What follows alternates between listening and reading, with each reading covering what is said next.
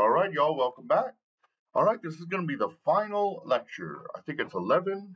This is going to be over chapter 15, institutional veto players. So think of this as sort of the analogous to checks and balances, is sort of the way we've been taught of thinking about it. Okay, so section 1 is about federalism.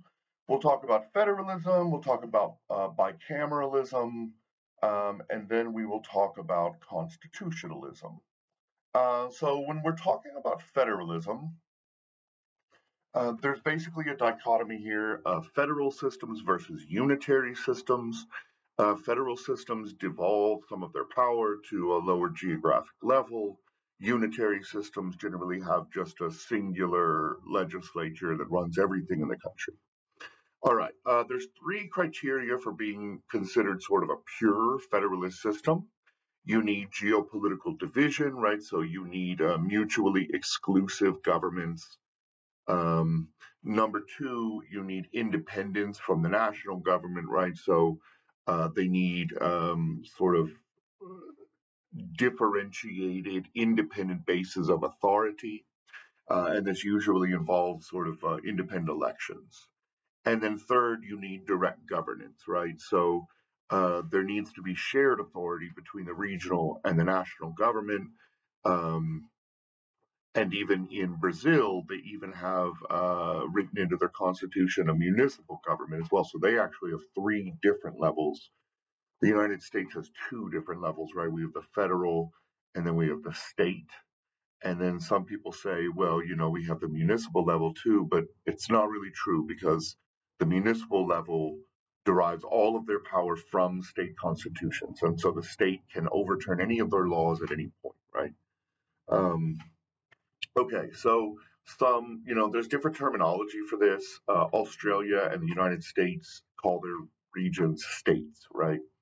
Canada calls them provinces. Germany and Austria call them Länder, with the umlaut over the A.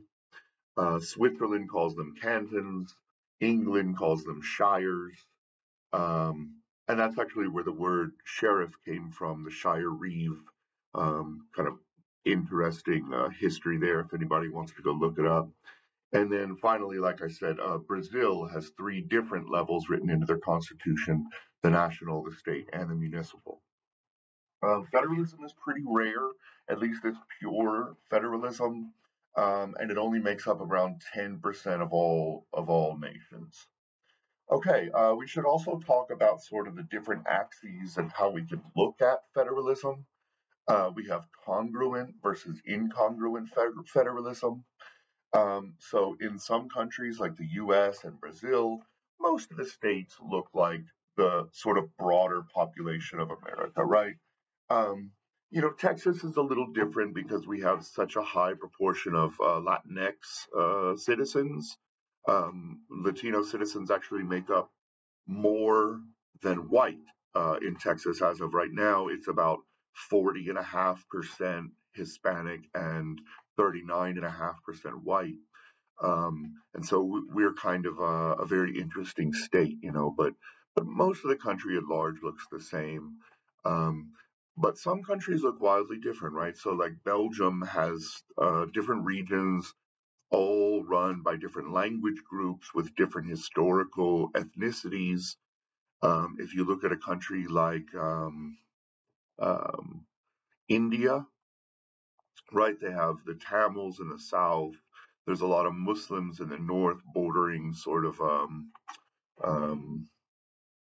Pakistan. You've got a lot more sort of Buddhists in the northeast as you get closer to Nepal. There's all kinds of different language groups, right, like Telugu and Tamil and others. And so they all tie very highly with different regions, whereas the US doesn't necessarily have a system like that. And so that would be considered an incongruent federalism, sort of like India, Switzerland, Belgium, etc. Okay, we also have symmetric versus asymmetric. Symmetric just means that every state has the same amount of power. So the US is exactly like this. arguably except for Washington, D.C., as we've talked about before, because they don't have representation. However, in some countries, like Canada is a good example, certain regions or certain ethnic groups will have more power than others. So in Canada, Quebec has special powers as they are sort of the French speaking region of Canada. So they have alternative powers that go beyond what the rest of the states get, um, at least relative to the national government. Okay. Section 2B is about decentralization. So while some Federalists are pure and are sort of de jure, by law is what they call it, de jure Federalist states. Some states don't really have it written in a constitution or whatever, but they have federalism in practice, which is called de facto federalism. And so, really, here we're wondering about this sort of spectrum of centralization versus decentralization, right? Not all unitary states are completely centralized. Um, Even though it's not in the Constitution, some may devolve significant power and significant money decisions to the regional and local governments. Let's see.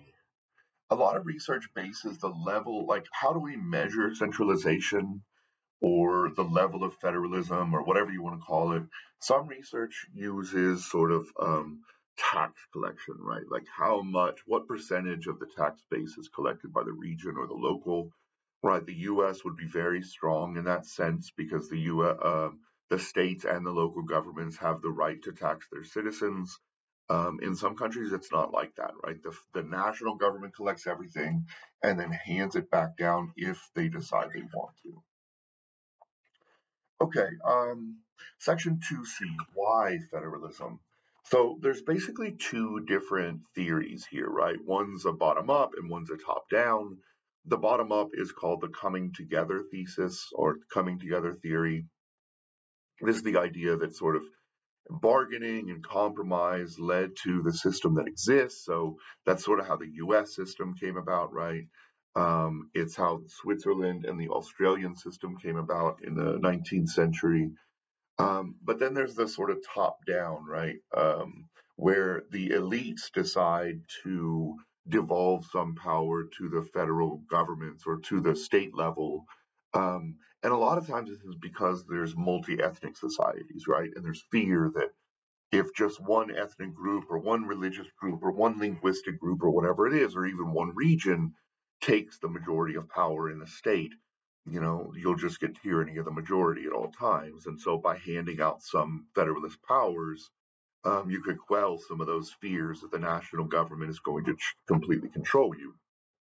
And so if you look at a state like Belgium or India or even Spain, post Franco, they all decided to give out some power, India especially, to different Muslim groups, even though now it's turning more sort of Hindu nationalist. Um, they have devolved power down to different regional and state governments, even though they've taken power from others. So, you got to be careful with India.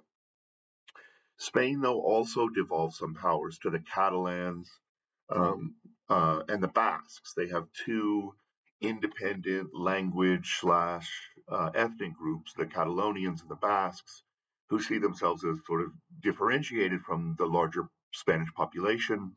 And so there have even been sort of secession movements and violence around Spanish secession and who gets sovereignty, etc. And so Spain, in order to try to hold things together, has devolved some power down to the regions and allowed the Catalonians and the Basques a little bit more freedom to make their own decisions. Okay, what are the advantages of federalism?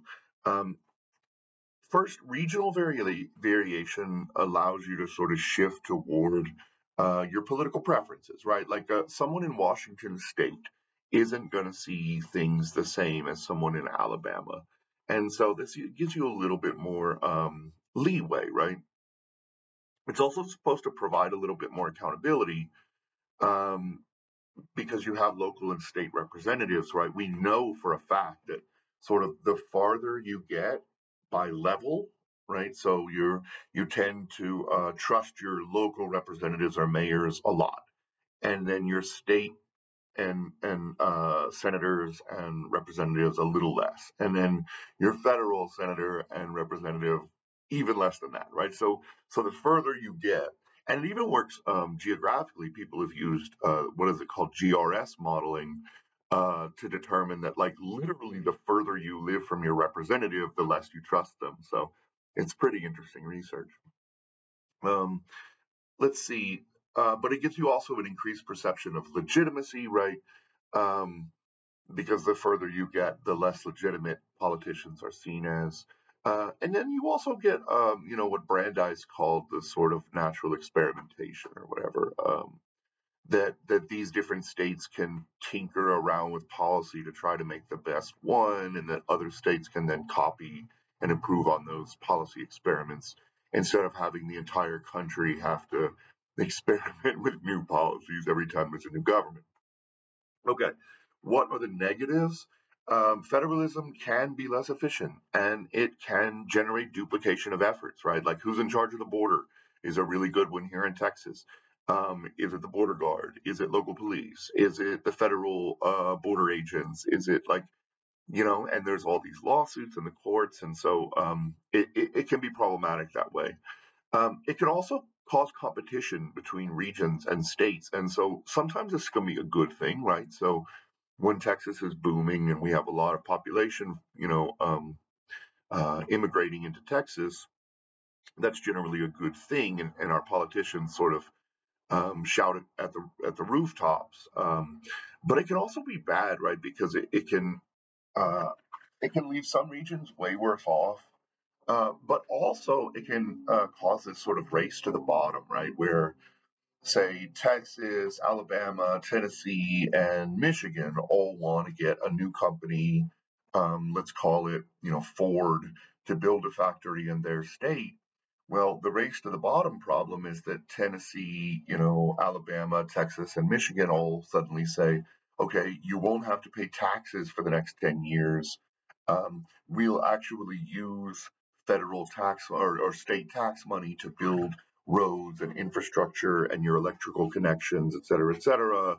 Um, and so it can become really problematic where, like the Toyota factory, the people who are working there actually have to pay taxes here in Texas, but they don't have to pay any taxes on the profits to Texas because that was one of the ways they got Toyota to move into the San Antonio area. So, it can be good or bad, sort of depending on your perspective. All right. Bicameralism. This is section 3. Bicameralism just means two houses, right? I don't know why I threw up both hands, but two houses. Unicameral obviously means one. In the United States, there's only a single unicameral legislature. It is Nebraska. But some states do have unicameral systems. Around 40% of all countries use a bicameral system. And then I would point out that most countries' upper houses are weak or even just symbolic. This is very different from the United States, where the US Senate is very, very powerful in not only legislating, but also forcing sort of the House to be able to meet their own needs. Okay, so there's basically two axes of study here, congruence versus incongruence, right? And we're going to kind of skip over a little bit of that, and we'll just talk about the type of upper chamber selection, right? So we have hereditary, and this is where, if this is where they generally use that process called primogeniture, where the firstborn son sort of takes all the titles, and then, hereditarily you get a seat in the House of Lords. Well, the UK is mostly trying to get rid of that. It's like the only country left on earth that's still doing things that way. You could probably point to some monarchies, in the Middle East, that sort of thing, but the UK is about the only democracy actually participating in this, and they've limited it quite a bit. Second, you have appointment, right? So, we know some states appoint judges. Well, some states will actually appoint their upper house, or some states will appoint their upper house. Usually either the monarch or the national government members will appoint the upper house. Um, in Germany, basically what they'll do is they'll hold a vote. The regional governments will become settled, and then the regional governments will nominate someone to the upper house. This also sort of happens in Ireland, Russia, Thailand, where the king nominates. Okay. It's pretty rare, though. You also have indirect elections. This is when you vote for, say, your regional government or your lower house, and then they will vote for the upper house. And so that's why it's sort of an indirect vote and not an appointment like in Germany, where they don't actually vote on the nominee on the second round, right? They just make an appointment. In this round, the House or whatever it is, the regional governments actually have to cast a vote to pick the upper house members. So this is the system in Austria, France, India, and the Netherlands. And then finally, you have direct elections to the upper house. This is sort of the movement across the world to move in this direction. It helps to add legitimacy to your elections, right? Um, and so direct elections to the upper house occur in Australia, Brazil, Japan, Mexico, of course, the United States. Unfortunately, sort of the combination of this and the representation of geographic units instead of like so when they apportion the House, right? There's 435 members in the House. They'll take the population of the United States and divide it by 435 every 10 years, and that's how many people you have to represent, right? The problem with the Senate is that Wyoming and Montana get the same exact vote as, or the same amount of power as California, New York, and Texas, right? And so we actually have the most malapportioned upper chamber on Earth. If you look at table 15.4, the malapportionment in the upper chambers, because of this, 40%, excuse me, 10% of all of the members of the upper house, right? So you're thinking of the very smallest states. Let's consider Alaska, Montana, Wyoming, maybe North Dakota. Say you put those 10% of all United States citizens together, well, they get 40% of Senate representation. Um, and then the smallest 20% gets 55% of all representation in the Senate. So the smallest 20% of population of America has a majority in the Senate. And this is one of the reasons why there's such an urban-rural divide in America, is because of the way the Senate is structured. And so, yeah, if you look at this chamber, we have the most malapportioned chamber on Earth, very closely followed by Switzerland. And then Venezuela is no longer a democracy. We'll just go ahead and kick that out. Canada's pretty bad.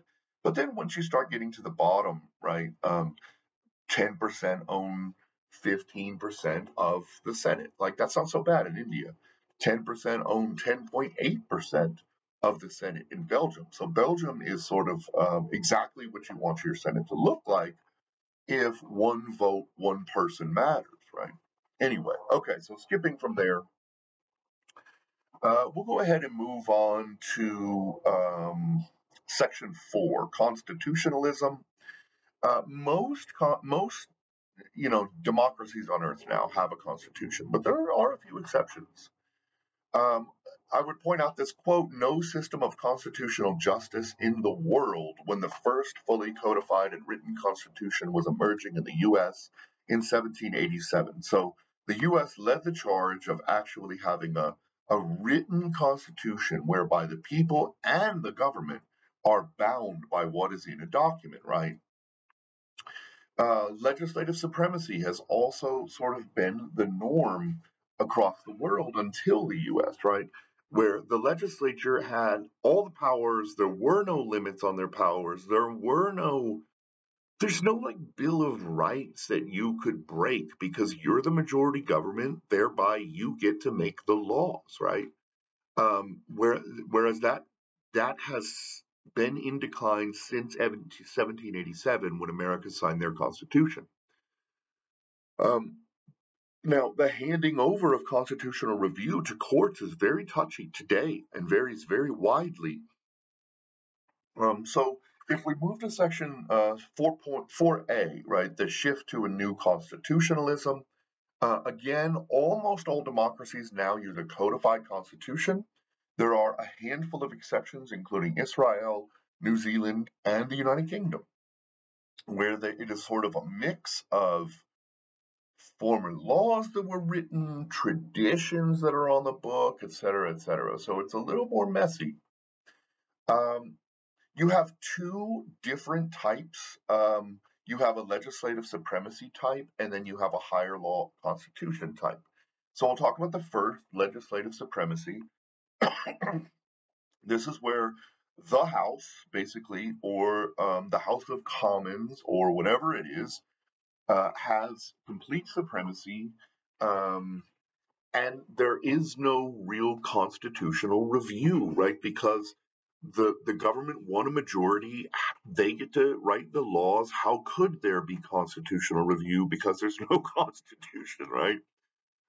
So there are three requirements to be a legislative supremacy nation. The first is that you're not entrenched and can be revised. The laws are not entrenched and can be revised at the discretion of the legislature.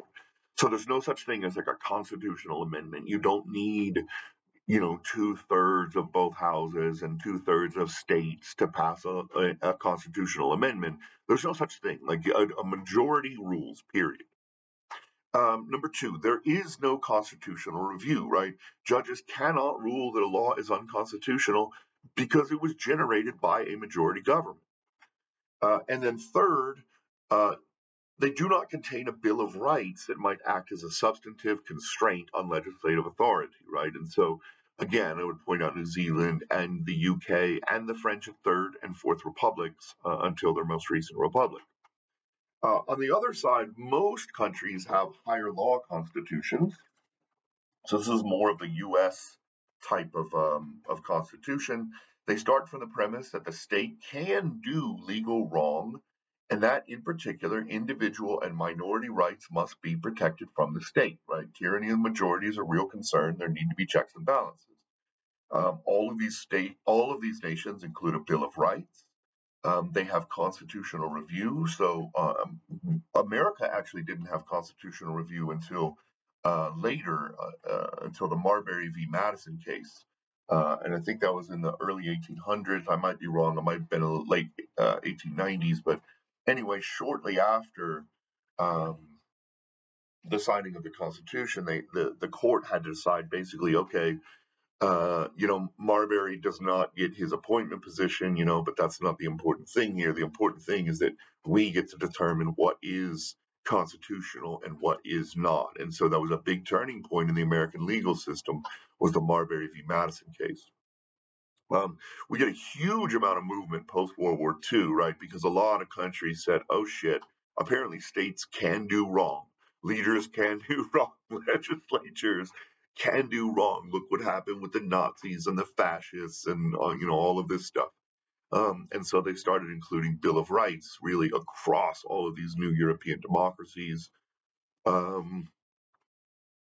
The US system is pretty interesting, and some other systems are like this, where any judge anywhere at any time can declare a law unconstitutional, and then it goes to the appeals process and eventually the Supreme Court if the Supreme Court wants to weigh in.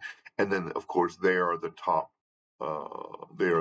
judicial system in the U.S. But as we saw recently with the mifepristone case in the Amarillo courts or the Abilene courts, I believe it was, they basically declared the FDA's 30-year practice of using mifepristone for abortion cases unconstitutional, and it had to go to the appeals court, and of course it was the Fifth Circuit Court of Appeals, which is wildly conservative, who upheld the order, and then it went to the Supreme Court, who, unsurprisingly, unanimously said, look, these doctors didn't even have standing. Like, we don't know why this case is even before our court.